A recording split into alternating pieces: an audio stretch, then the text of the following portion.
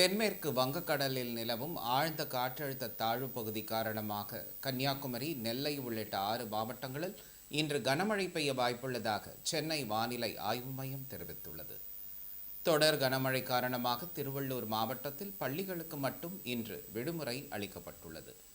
சென்னை வானிலை ஆய்வு மைய இயக்குநர் செந்தாமரை கண்ணன் வெளியிட்ட வீடியோ ஒன்றில், தென்மேற்கு வங்கக்கடலில் நிலவும் ஆழ்ந்த காற்றழுத்த தாழ்வு பகுதி அடுத்த 24 மணி நேரத்தில் காற்றழுத்த தாழ்வு பகுதியாக மேலும் வலுக்குறையக்கூடும் என தெரிவித்துள்ளார். அதே சமயம் தென்னிந்திய பகுதிகளின் மேல் ஒரு வளிமண்டல கீழடுக்கு சுழற்சி நிலவுவதாகவும் அவர் குறிப்பிட்டுள்ளார். இந்த வானிலை நேற்று தென்மேற்கு வங்கக்கடல் மற்றும் அதனை ஒட்டி வட தமிழக கடலோர பகுதிகளில் நிலவிய காற்றழுத்த தாழ்வு மண்டலம் தென்மேற்கு திசையில் நகர்ந்து இன்று காலை 5:30 மணியளவில் வட தமிழகம் மற்றும் புதுச்சேரி கடலோர பகுதிகளில் ஆழ்ந்த காற்றழுத்த தாழ்வு பகுதியாக வலுக்குறைந்து நிலவியது.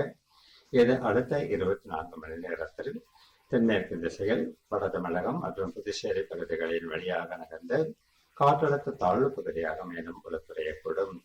இந்த காற்றழுத்த நகர்வின் காரணமாக கடந்த 24 மணி நேரத்தில் வட தமிழக கடலோர மாவட்டங்களிலும் புதுச்சேரி காரைக்கால் பகுதிகளிலும் பெரும்பாலான இடங்களிலும் ஏனைய தமிழக மாவட்டங்களில் அநேக இடங்களிலும் மழை பெய்துள்ளது.